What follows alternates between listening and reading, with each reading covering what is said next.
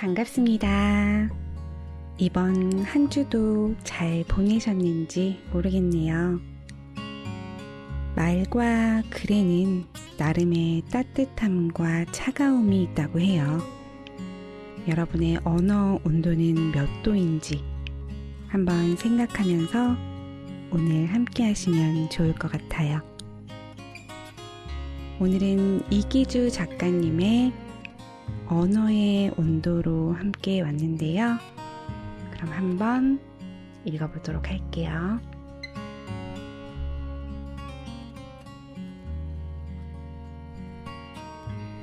더 아픈 사람. 버스나 지하철에 몸을 실으면 몹쓸 버릇이 발동한다. 귀를 종끝 세운 채 나와 관계없는 사람들의 대화를 엿듣곤 한다. 그들이 무심코 교환하는 말 한마디, 끄적이는 문장 한 줄에 절절한 사연이 도사리고 있을 것 같기 때문이다. 꽤 의미 있는 대화가 귓속으로 스며들 때면 어로에 나갔다가 만선의 기쁨을 안고 귀향하는 어부처럼 괜스레 마음이 들뜨곤 한다. 일상이라는 바다에서 귀한 물고기를 건져 올린 기분이 든다. 언젠가 2호선 홍대입구역에서 지하철에 몸을 실었다. 맞은편 좌석에 앉아있는 할머니와 손자가 눈에 들어왔는데 자세히 보니 꼬마의 안색이 좋지 않았다. 할머니 손에는 약봉지가 들려 있었다. 병원에 다녀오는 듯 했다. 할머니가 손자 이마에 손을 올려보더니 웃으며 말했다. 아직 열이 있네. 저녁 먹고 약 먹자. 손자는 커다란 눈을 끔뻑거리며 대꾸했다. 네, 그럴게요. 그런데 할머니는 내가 아픈 걸 어떻게 그렇게 잘 알아요? 순간 난 할머니 입에서 나올 수 있는 대답의 유형을 몇 가지 예상해 보았다. 나이가 들면 자연스럽게 알게 된다. 라거나 할머니는 다 알지. 같은 식으로 말하지 않을까 생각했다. 그런데 아니었다. 내 어설픈 예상은 철저하게 빗나갔다. 할머니는 손자의 헝클어진 앞머리를 쓸어넘기며 말했다. 그게 말이지, 아픈 사람을 알아보는 건 더 아픈 사람이란다. 상처를 겪어본 사람은 안다. 그 상처의 깊이와 넓이와 그 끔찍함을. 그래서 다른 사람의 몸과 마음에서 자신이 겪은 것과 비슷한 상처가 보이면 남보다 재빨리 알아챈다. 상처가 남긴 흉터를 알아보는 눈이 생긴다. 그리고 아파봤기 때문에 다른 사람을 아프지 않게 할 수도 있다. 어린 손자에게 할머니가 알려주려고 한 것도 이런 이치가 아니었을까? 부모와 자식을 연결하는 끈. 집 근처에 조금 느린 아이들, 그러니까 발달 장애 아이들의 재활을 돕는 학교가 있다. 학교 앞 정류장은 등하고 시간이 되면 수업을 마친 학생들과 학부모가 한꺼번에 몰려 북새통을 이룬다. 하루는 그곳에서 버스를 기다리고 있었는데 멀리서 뚜벅뚜벅 걸어오는 모자의 모습이 눈에 들어왔다. 난 한 손으로 햇빛을 가리고 두 사람의 걸음새를 좀 더 들여다봤다. 자세히 보니 서로의 몸을 얇은 끈으로 연결한 채 걷고 있었다. 끈은 줄넘기 줄 같기도 했고 등산용 밧줄 같기도 했는데 한쪽은 학생의 왼손에 동여매져 있었고 다른 한쪽은 어머니의 손에 칭칭 감겨 있었다. 왜 그런 거지? 고개를 갸웃했다. 궁금증은 이내 풀렸다. 아들을 향한 어머니의 외침에서 그들의 사정을 어렴풋이 짐작할 수 있었다. 찻길로 내려가면 안 돼. 어머니는 아들과 의사소통하는데 애를 먹는 듯했다. 길거리에서 아들의 동선을 통제하기 위해 어쩔 수 없이 끈으로 몸을 동여맨 것이 아닐까 싶었다. 일순 임신부의 자궁 안에서 편안히 휴식을 취하는 태아의 모습이 내 머릿속에 그려졌다. 태아는 탯줄을 통해 영향을 공급받는다. 자궁 밖으로, 세상으로 나오는 과정에선 그 줄을 끊어내야 한다. 하지만 내가 목격한 어머니와 아들은 서로의 몸뚱아리를 여전히 탯줄로 연결하고 있는 것처럼 보였다. 아직은 서로에게서 떨어질 수 없다는 듯이. 잠시 뒤 나는 버스에 올랐다. 차가 출발하자 나와 모자 사이의 거리가 점점 더 멀어졌다. 멀리서 바라본 어머니와 아들의 흐릿한 실루엣은 서로의 몸을 생명줄로 연결한 채 만년설로 뒤덮인 히말라야의 어느 기슭에서 대자연과 맞서고 있는 산악인들의 모습을 연상케 했다. 그렇다면 저 어머니와 아들은 어떤 산을, 무엇을 위해 오르는 것일까? 글쎄, 어쩌면 저들은 낯선 길에 대한 두려움 없이 꽤 아득하고 특별한 여정을 걷고 있는지도 모르겠다. 남들이 감히 오를 수 없는 그들만의 신성한 봉우리를 향해서. 딸에게 보내는 굿나잇 키스. 사내는 늘 분주했다. 책을 쓰고 글을 읽느라 가족을 챙기지 못했다. 사내의 일에 방해가 될까봐 아내는 아이를 업고 엄동설안에 골목을 서성였다. 사내는 명성을 얻은 후에도 항상 글을 썼고 책만 읽었다. 동시대에 사는 많은 이들에게 고언을 들려주었다. 하지만 그 사이 가족이 겪어야 했을 고통은 헤아리지 못하였다. 우리 시대의 대표적 지성으로 꼽히는 이어령 전 문화부 장관의 이야기다. 이 교수는 한때 일에만 정신이 팔린 아버지였다고 고백한다. 어린 딸이 잠자리에 들 때 그 흔한 굿나잇 키스조차 건네지 않았다고 한다. 세월이 흘러 암에 걸린 딸은 아버지보다 일찍 세상을 등지게 된다. 홀로 남은 아버지는 지난 날을 자책하고 눈물을 참아가며 딸에게 우편번호 없는 편지를 보낸다. 딸에게 보내는 굿나잇 키스라는 책을 통해서. 서점을 배회하던 어느 날 이 책을 집어들어 그 자리에서 끝까지 읽었다. 페이지를 넘기다가 나는 아래 구절에서 시선을 멈추고 숨을 가다듬었다. 딱 한 번이라도 좋다. 낡은 비디오 테이프를 되감듯이 그때의 옛날로 돌아가자.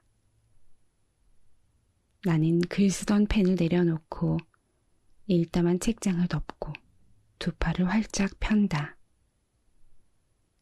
너는 달려와 내 가슴에 안긴다. 내 키만큼 천장에 다다를 만큼 널 높이 들어 올리고 졸음이 온 너의 눈, 상기된 너의 뺨 위에 굿나잇 키스를 하는 거다.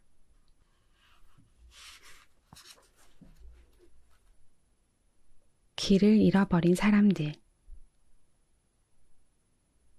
음악 영화의 대명사라고 해도 과언이 아닌 영화 비긴 어게인은 어디선가 본 듯한 흔하디 흔한 그런 내용이다.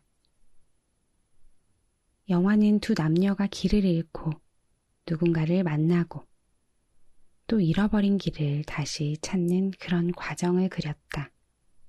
한때는 잘 나갔지만 가정과 조직에서 버림받은 중년의 음반 프로듀서 댄, 남자친구와 이별한 뒤 뉴욕 한복판에 남겨진 싱어송라이터 그레타가 우연히 만나 미묘한 감정을 나눈다. 15세 관람가라서 그런지 둘은 넘지 말아야 할 선을 넘지 않는다. 착한 영화다. 하지만 음악의 힘은 이러한 진부함을 철저하게 무너뜨린다. 적재적소에 배치된 노래가 영화의 헐거움을 가득 채운다. 서정적인 포크송은 인물들의 감정을 효과적으로 대변하고 귀에 콕콕 박히는 중독성 강한 음악은 관객의 어깨를 들썩이게 한다. 영화를 보고 나서 여의도 거리를 걸었다. 한때는 황금빛을 내뿜던 노란 단풍잎이 어느새 진갈색 낙엽으로 변해 이리저리 나뒹굴고 있었다. 내가 한 발짝 내릴 때마다 바스락 소리가 났다. 무심한 가을바람이 휙 하고 불었다. 잘게 부서진 낙엽은 공중으로 붕 떠올랐다가 이내 흔적도 없이 사라졌다. 발걸음을 돌려 집으로 향하는 길.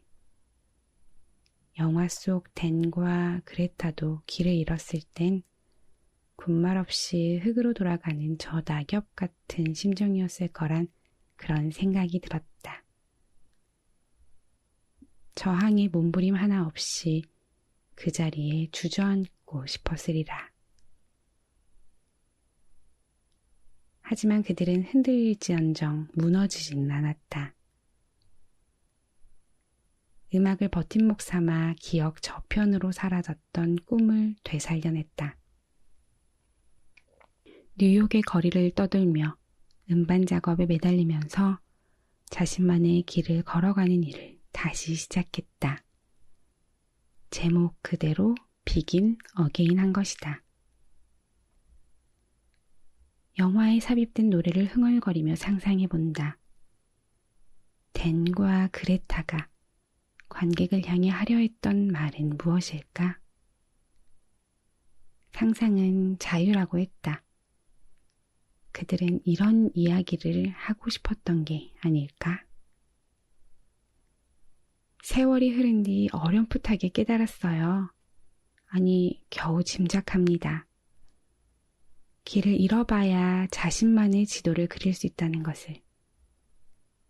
그리고 진짜 길을 잃은 것과 잠시 길을 잊은 것은 다를 수도 있다는 것을요. 모자가 산책을 나선 까닭. 집 근처에서 목격한 귀중한 광경을 소개하려 한다. 몇 년 전의 일이다.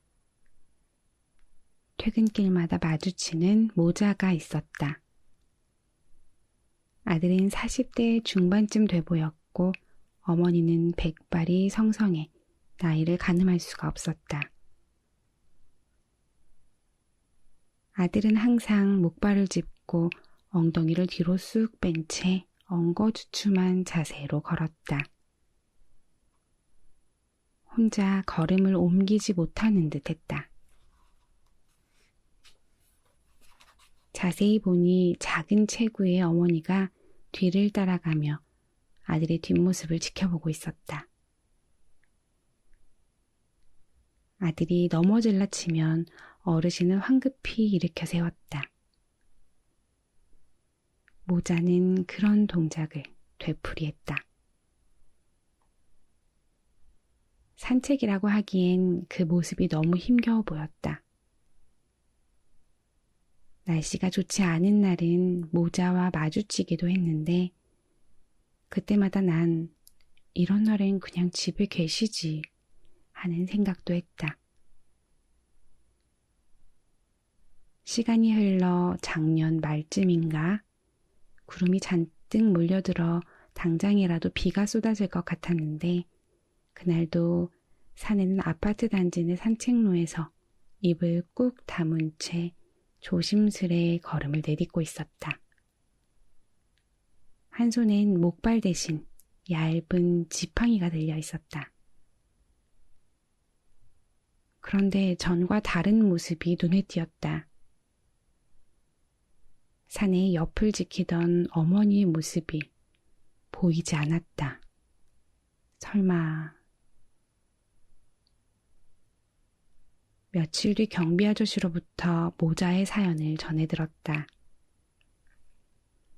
남편과 일찍 사별한 뒤 몸이 불편한 아들을 홀로 키우며 삭바느질로 생계를 이어가던 어르신은 종종 뭔가에 홀린 사람처럼 나 때문에 아들이 아픈 건가 싶어.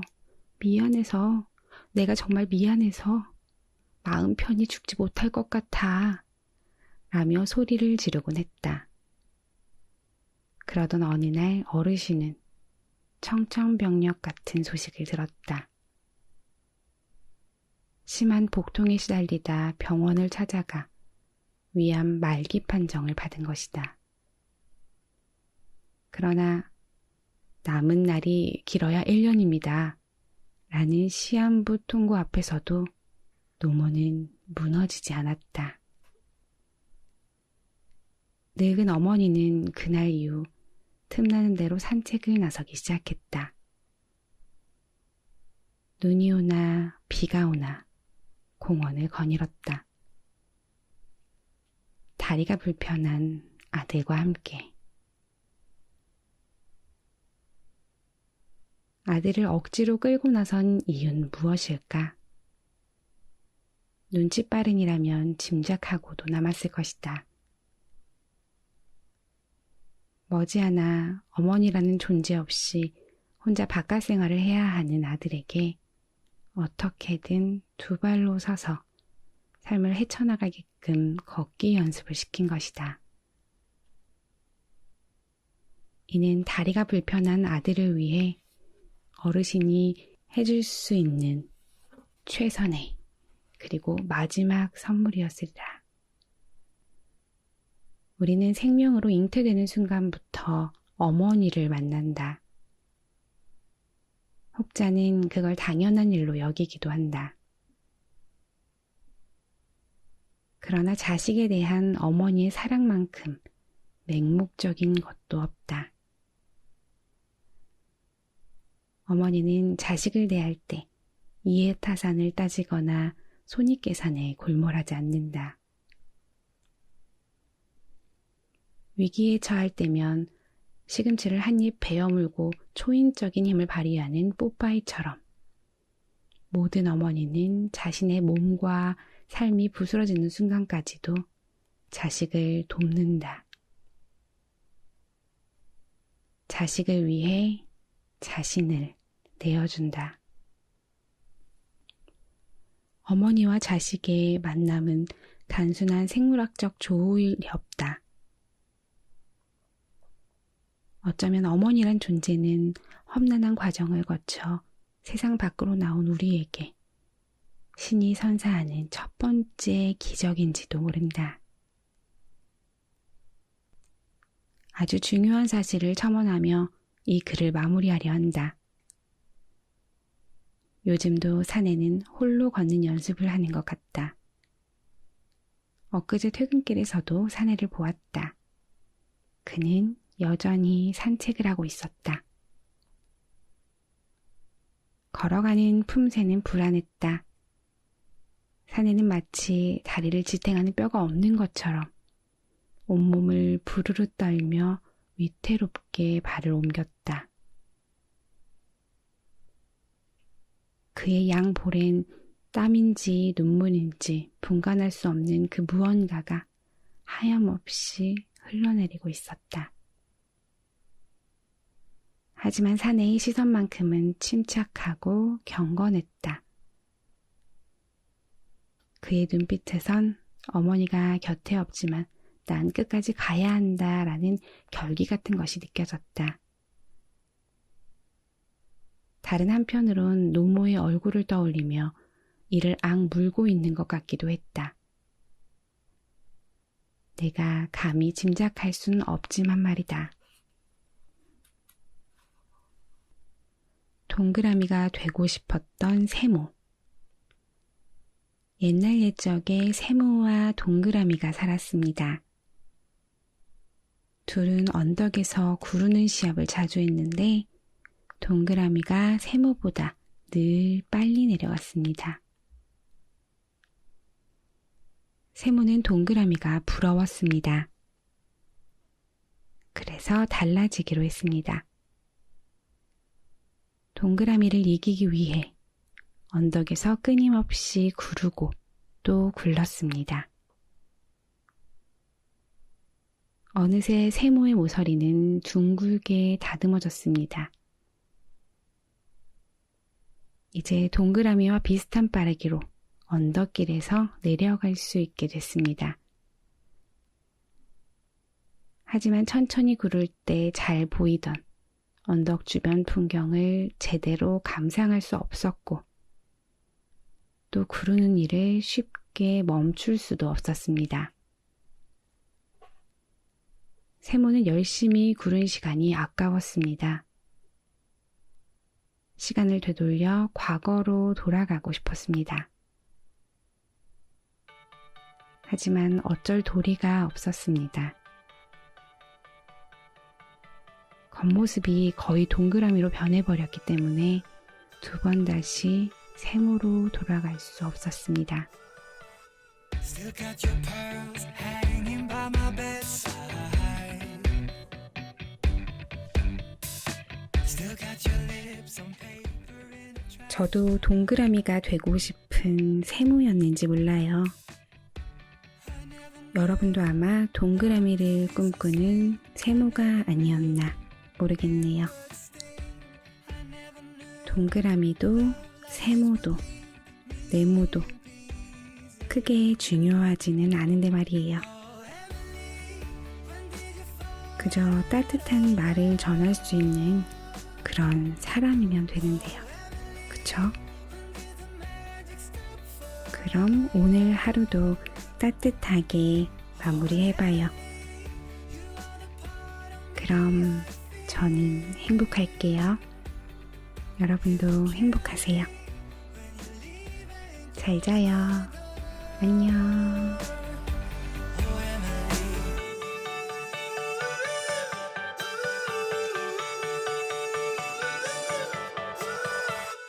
I can't believe it's already over. Too late to